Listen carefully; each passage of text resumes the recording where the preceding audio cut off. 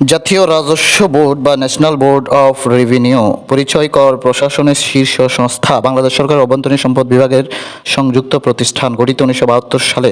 পদাধিকার বলে এনবিআর এর চেয়ারম্যান হন অর্থ মন্ত্রণালয়ের অধীন অভ্যন্তরীণ সম্পদ বিভাগের সচিব। স্লোগান হচ্ছে উন্নয়নের অক্সিজেন রাজস্ব। অনলাইন ভ্যাট হেল্পলাইন হচ্ছে 16355। আয়কর মূসক ও শুল্ক ফাঁকি রোধে কাজ করে সেন্ট্রাল ইন্টেলিজেন্স সেল বা সিআইসি। প্রত্যক্ষ কর বা ডিরেক্ট ট্যাক্স কোনো ব্যক্তির উপর আরোপিত কর সরকারের প্রত্যক্ষভাবে আদায় করলে এবং করদাতা ওই করের বোঝা অন্যের উপর চাপিয়ে দিতে সক্ষম না হলে তাকে প্রত্যক্ষ কর বলে, যেমন আয়কর, ভূমিকর, মুনাফা কর, ব্যয় কর ইত্যাদি। পরোক্ষ কর বা ইনডাইরেক্ট ট্যাক্স করদাতা নিজেই প্রত্যক্ষভাবে বা সরাসরি কর প্রদান না করে অন্য কোনো মাধ্যমে সরকারকে কর প্রদান করলে তাকে পরোক্ষ কর বলে, যেমন মূসক, আমদানি শুল্ক, বিক্রয় কর, পণ্য কর ইত্যাদি। 2025-26 অর্থ বছরের সাধারণ করদাতার সীমা হচ্ছে 3,75,000 আর জুলাই যোদ্ধাদের জন্য 5,25,000। আয়কর হচ্ছে কোনো ব্যক্তি বা প্রতিষ্ঠানের আয়ের উপর ধার্যকৃত কর। আয়কর রিটার্ন হচ্ছে করদাতার যাবতীয় উৎস আয় ও করের পরিমাণ উল্লেখ করে যেই কর বিভাগকে যে বিবরণী প্রদান করে তাই মূলত আয়কর রিটার্ন। 3 হচ্ছে ট্যাক্স পেয়ার আইডেন্টিফিকেশন নাম্বার বা করদাতা শনাক্তকরণ নাম্বার, যেটি 1993 সালে প্রবর্তিত। বর্তমানে মোট ঋণদারি 2024 সাল অনুযায়ী 1,02,22,076 জন। ট্যাক্স রিবেট হচ্ছে সরকার করদাতাদের বিনিয়োগ ও দানে উৎসাহিত করার জন্য করের উপর ছাড় দিয়ে থাকে, সেটি মূলত কর রেয়াত। আর ট্যাক্স হলিডে হচ্ছে কোনো ব্যক্তি বা প্রতিষ্ঠানে আয়কর হতে অব্যাহতি দেয়াকে ট্যাক্স হলিডে বা কর অবকাশ বলা হয়। বিআইএন বিজনেস আইডেন্টিফিকেশন নাম্বার অর্থনৈতিক কার্যক্রম পরিচালনার জন্য বিআইএন প্রবর্তিত হয় 2017 সালে। বর্তমানে 13 সংখ্যার বিআইএন চালু হয় 2018 সালের 1 জুলাই।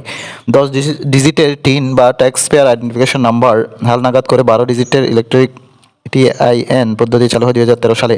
জাতীয় রাজস্ব বোর্ড কর্তৃক পেমেন্ট ব্যবস্থা চালু হয় 2012 সালে।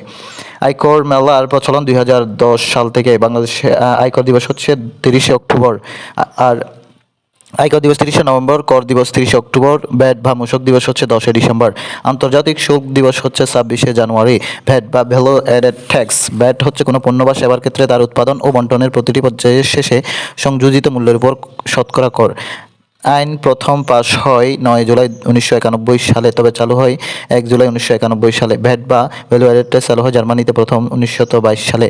ভ্যাট আরোপিত বিধি একটি পণ্য আমদানি বা রপ্তানি বা উৎপাদনের ক্ষেত্রে খুচরা পর্যায়ে পর্যাপ্ত প্রতিটি ধাপে যে মূল্য সংযোজন হবে তার উপরেই বসবে ভ্যাট।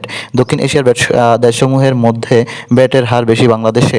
ভ্যাটের হারের স্তর হচ্ছে 4টি: 5%, 7.5%, 10% এবং সর্বোচ্চ 15%। মূল্য সংযোজন সেবা টেলিকমিউনিকেশন সার্ভিস প্রদানকারী কোম্পানিগুলো তাদের মূল সেবার বাইরে যেসব সার্ভিস প্রদান করে সেগুলি মূলত ভ্যালু অ্যাডেড সার্ভিস বলা হয়। বাংলাদেশ সরকারের আয়ের উৎস হচ্ছে 2টি: কর রাজস্ব এবং কর বহির্ভূত রাজস্ব। কর রাজস্বের মধ্যে আছে বাণিজ্যিক শুল্ক, আবগারি শুল্ক, আয়কর, মূল্য সংযোজন কর, সম্পূরক শুল্ক, ভূমি রাজস্ব ইত্যাদি।